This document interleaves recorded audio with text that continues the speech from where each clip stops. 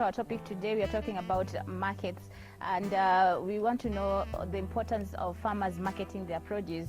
Coming from a farmer's perspective, do you think that farmers are aware, first of all, that they need to be marketing their produce while at the farm? Yeah, definitely, because once a farmer has produced, even nowadays, even farmers before they start planting, they're sort of speculating, where am I going to sell this product? So nowadays, before, farmers were not thinking that far ahead, but nowadays, with the kind of technology that we have, that is one of the things that farmers look up to. It's about, how will I be able to sell these products? So marketing is part of selling.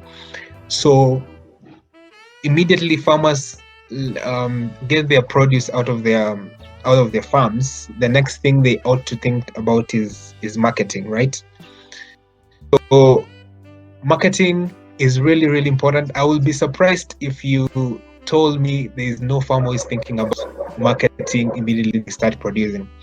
So why marketing is important? It's because it helps you reach more people, and it helps set you apart from your competitors. Remember, you're not the only one who's producing this kind of products that you're producing.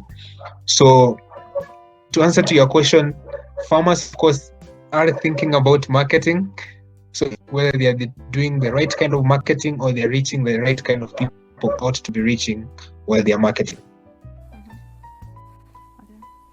Okay, thanks for that brief, was it brief or long explanation? But okay, what are the various ways or methods that farmers can market their produce? Because most of them maybe only know how to display, but how can they market their produce? Well, marketing is broad, but for me, from my own personal experiences, one of the ways that a farmer can market themselves is through the kind of products that they are selling. So what do I mean by this? As a farmer, you ought to give your customers the best kind of products that you can. Well, bear in mind, as farmers, most of the time our produce don't come out as we vision them to be. You know, when you're planting your crops, you're creating the right environment, you're nourishing your soils, you are protecting your crops from various kind of pests and diseases, and some way, which is through nature's way. So we got to interact with the kind of diseases and pests, and maybe through other ways your produce doesn't come out as you expected or as perfect as you ought to expect. But as a farmer, once you set your sight in producing crops, you ought to make sure that your produce are going to be the best. So one of the ways that farmers can market themselves is making sure that the products they are selling, they are the best products. So we are not saying, as we've seen, most of especially supermarkets have this habit. Sometimes they come to the farms and they pick the best produce, and they leave farmers with one of the worst, not so good looking products in their farms. So as farmers, you ought to, your propagation is done well, your control of pests and diseases is done well, so that you can be able to have the best products. So once you have those best products, now those products will be able to market yourself and your products into your suppliers. So as a farmer, one thing that I really, really have to insist on is make sure that your produce are of the best quality. Having done that, having produced the best product, obviously your suppliers will look at the products and they will like it. And among the suppliers, they have a lot of contacts and a lot of people within that sector who then they will be able to refer you to. So through you offering those kind of good products, your products themselves, market yourself towards other retailers, to other customers, and so on and so forth. So that's by you, that's your personal initiative. So from that, then you can be able to start seeing what are the other ways that I can be able to market yourself. So we had social media is one of the best methods that you can use. When I'm talking about social media, I'm not complicating. WhatsApp is a social media platform. So make sure your contacts actually know what kind of products you're producing. So we have Facebook, Instagram, Twitter, one of the best platforms that you can use, and actually very comparing to other medias that you can use to. For me, I find those social platforms as the best in value, considering the amount of money that you can pay to market yourself through those platforms.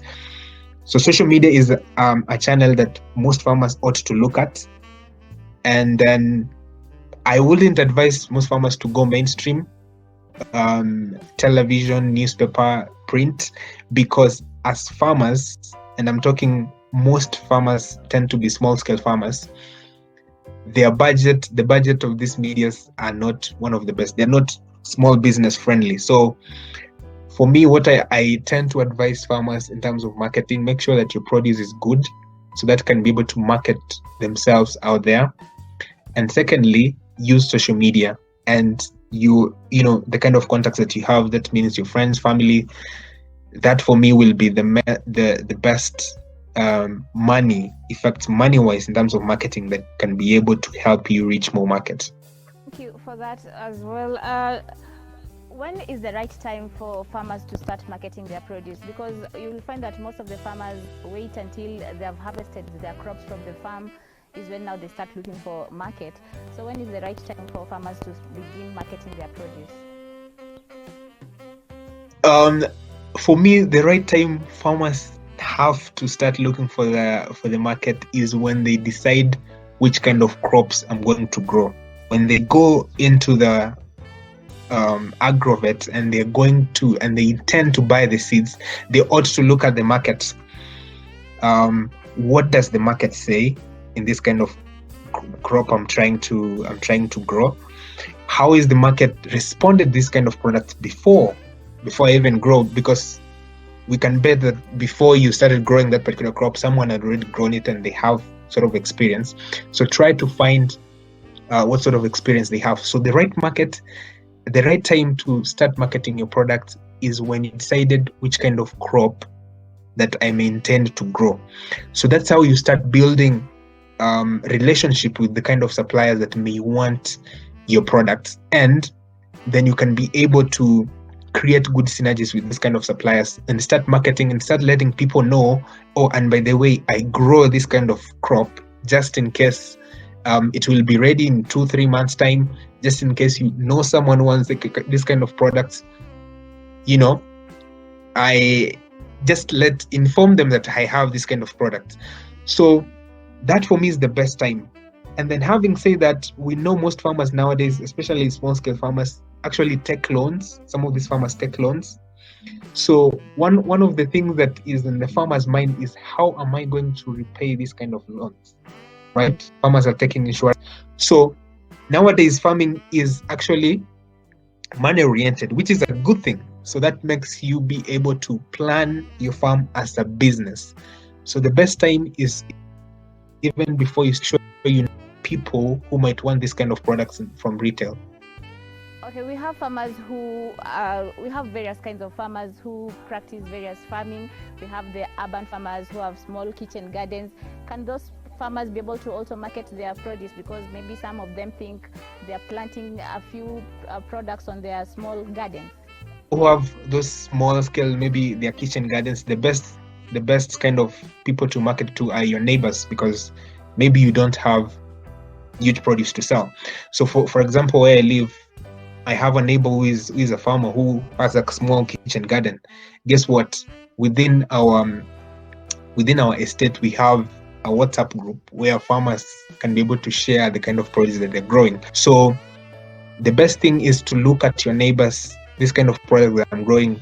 Will they be able to buy, or are they interested to buy in this kind of products? So start with your neighbor, the kind of products you need, then you can be able to sell them when your products are ready. And then second, farmers within where I live have sell their produce to the kiosks, the guys who are just in the neighborhood who sell vegetables daily. So for small-scale farmers, those are some of the options that you can look and market yourself into, especially to your neighbors and to the grocery guys who sell your vegetables just on the gate. best people that you can be able to market your products with, and actually with very little cost, if all at any. Okay, so when we talk about marketing, what are the advantages that farmers tend to benefit when it comes to marketing their produce? One of the benefits is that people know that you are growing this kind of crops, and that might be obvious, like, yes, of course, when I market my produce, people will know. And that is very important because you make yourselves on top of people's minds. So that's important because when people decide products, guess where they go to? They don't first go to Google, they go into top of their minds. For example, when they think about skooma, they don't run into Google and try to see skooma, where can I get skooma? The first thing that comes in top of their minds is, last time I bought this farmer, last time I bought from that farmer. So the best thing about marketing your produce is that you make yourself to be on top of people's minds. So when people need this kind of products, they come unto you. And the best thing about marketing, you also expand your brand. So people let you know, like people know, especially, let's say at Think Organic. So people know that Think Organic has this kind of products because we have marketed ourselves before, or people have seen our products. So two main benefits that farmers get is that you get to be on people's minds, and number two, you get to have trust of people in terms of trying to buy products. So next time they want that kind of products, and just in case you have it, so they can be able to trust you and come to you because they know you or they have heard about you, and then now they can freely be able to give you the money and buy your products. Well put. Okay, as much as marketing seems to be something nice, there are still the disadvantages and that come with it. What are some of the disadvantages that come? Do we actually have disadvantages in marketing? It's just challenges because marketing also requires a skill. It's not something that anyone can be able to do, and you can't just say, I want to market my products and just you go there. No, it requires a skill. Maybe some farmers don't have these particular skills of actually marketing your produce. So that's where you may want to expand your wings in terms of trying to get the right kind of people who can be able to market your produce for you, and that may require money. So the only disadvantage maybe to people who don't have the skill exactly to market themselves is it might require money for them to market yourself, and that frankly is not a bad thing, because remember, you are in a business and businesses have, so you can put this as a marketing cost to your produce. So in terms of the downside, I don't think there is any. Maybe if you have a bad marketing strategy, it might cost you in terms of throwing away your future retailers or your future customers. So the best thing that you want to do is make sure you have the right kind of marketing strategies that you can be able to get the right kind of people. And remember, the end goal of having a good marketing strategy is to have sales. So if you don't have sales, then you are in a very bad territory. Okay. What are some of the mistakes that farmers make when it comes to marketing their produce? Because sometimes you find, for me, I think you shouldn't put the price of the product you're selling. I think you'll correct me on that. But what are some of the mistakes that farmers make when they're marketing their produce? Yeah, I can sort of not disagree, but as farmers, you have to put a price to your produce, because you have to fill into. So without having a price to your products, so anyone can come to your farm and say, you know what, maybe I have 20 bob for your bunch of, but in reality you may be 20 or 25 bob to get that products into the market. So you have to have your price, but your price also have to be negotiable. Like, you can't go to the market and with a fixed mind, but you have to put a higher market price, but know your limit in terms of how low you can be able to go. I can't really be able to point a given particular that farmers can make in terms of maybe in terms of, for example, what we do, I think organic is we sell vegetables, and customers can come to us and say, you know what, I heard that terere is good for the heart, and terere, increases your blood in terms of blood count, all those kind of things. So customers may come with scientific facts. Maybe farmers don't know those particular facts, but because you want to sell, you just tell the customer what they want to hear. Maybe it may be true scientifically, but you yourself, you don't know that it's true.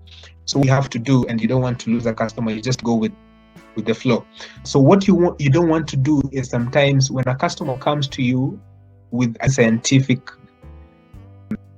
data or detail and you're not sure, I sometimes should be able to take precaution with customers, say maybe I don't know, but I need to change, because sometimes yes, and maybe it's false, but because you want to sell, you just tell the customer yes, they can be able to help, and that is very detrimental to your brand in terms of marketing yourself out there. So for example, if you sell the customer on those particular criteria and it doesn't work, that will be a very bad end towards marketing yourself in terms of, so next time when a farmer wants that particular kind of products, you might not be the first person that they look up to. So be very careful in terms of knowledge, in terms of your produce that you have, and make sure that the scientific knowledge you're laying, even if the customers themselves comes with the science, make sure you validate them. But if you're not sure, make sure you validate that data for selling use based on that. It's a very interesting conversation that we've had. Probably with the ongoing coronavirus pandemic, how are farmers handling their produce when it comes to marketing? Because right now there's the cessation and the lockdown. How easy or hard is it for farmers to market their produce, and what advice can you give farmers when it comes to handling such kinds of disaster? This kind of extent of the kind of disruption that in the agricultural value chain. So right now in Kenya we have the curfew. So for example, you have to be in your house before 7. Before 5 a.m. you shouldn't be anywhere else other than your house. So that's a very great disruption, especially into the agricultural value chain, where most of our food, those people who are Nairobi, doesn't necessarily come from Nairobi, they come from neighboring. So most farmers have to wake up very early in the morning, then prepare this kind of products so that they can be able to be transported into the city. So that has greatly affected the agricultural value chain. So I guess one of the best lessons we can learn here is maybe you cannot predict future so far ourselves. So maybe we just have to deal with what we have, but that doesn't say you take proof of what's going to happen. So advice to farmers is, first of all, we are talking about marketing. You have to brand yourself in terms of what you are offering. So for example, right now, you get some of the suppliers are having to drop certain kind of farmers who supply to their retail stores. But one thing I've noticed, most farmers who have been able, first of all, and secondly, have built a trust with the suppliers. So moving forward, for me, my advice will be, make sure that you build a trust in terms of how your crops, make sure that you have quality products that you can be able to give to your retailers. And then secondly, the kind of marketing that you do is in line with the kind of retailers that you have.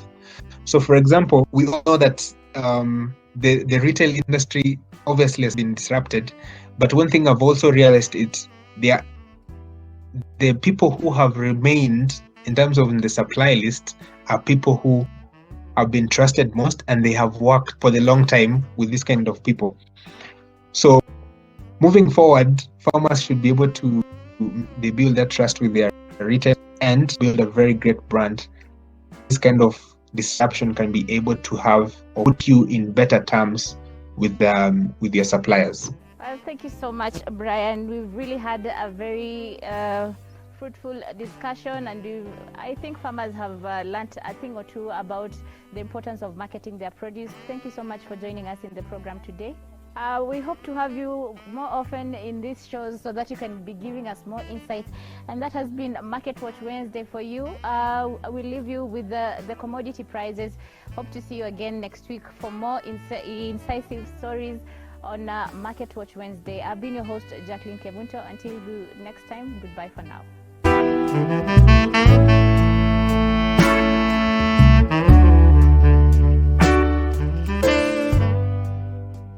Organic beauty, organic dressing, organic is the way to go.